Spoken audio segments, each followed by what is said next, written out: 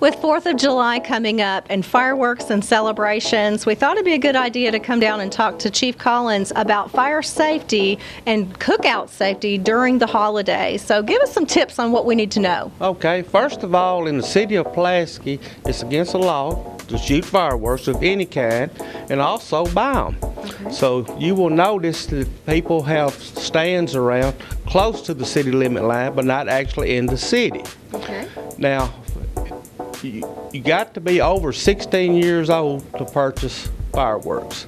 So that simply means adults need to be there when you buy the fireworks. And also when you're shooting fireworks, parents need to be present. Fireworks can be very dangerous. Sparklers burn up to hot as 2,000 degrees. So that's very hot.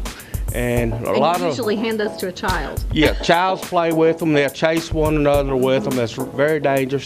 And if you put it close to someone's face, you're going to get eye damage. Right. So that's strictly forbidden to do that.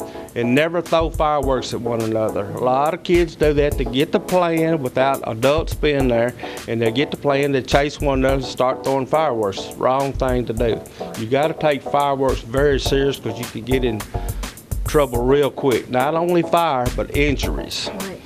And of course, fireworks, you can get death from them too close to the eardrums and get them damaged on that too. So fireworks are very, very dangerous. On bottle rockets, you don't need to be shooting those in a congested area where it's residential, because they will land on top of houses or barns or hay and cause a fire. So you have to use very good common sense when it comes to any kind of fireworks, especially those. So now, safety tips as far as if we're grilling out. I know people use propane tanks and they use charcoal and open fire pits. Give me some tips on that. Well, first of all, let me bring this up. In the city limits of Pulaski, you're not to burn anything as far as leaves, trees, or anything. No, in other words, no outside burning is prohibited.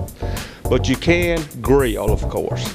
And a safety tip that we use, you need to keep your grill at least 10 feet from anything that will burn, any structure, 10 feet.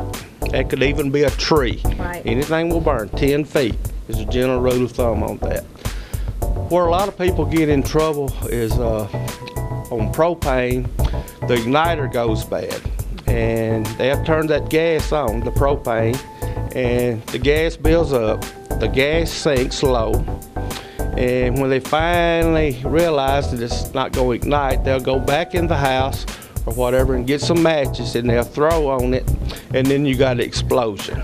Wrong thing to do. If it don't ignite within a second or two, what you need to do is cut it off. Okay. And then start all over and have your matches real handy and then get it repaired. Right. Because you need the igniter working or you can get in real trouble. And of course, outside grilling is just like home fires with stoves. You leave it where that you can have some water close by to put a fire out if needed. Right. And just don't leave it unattended. That's the key.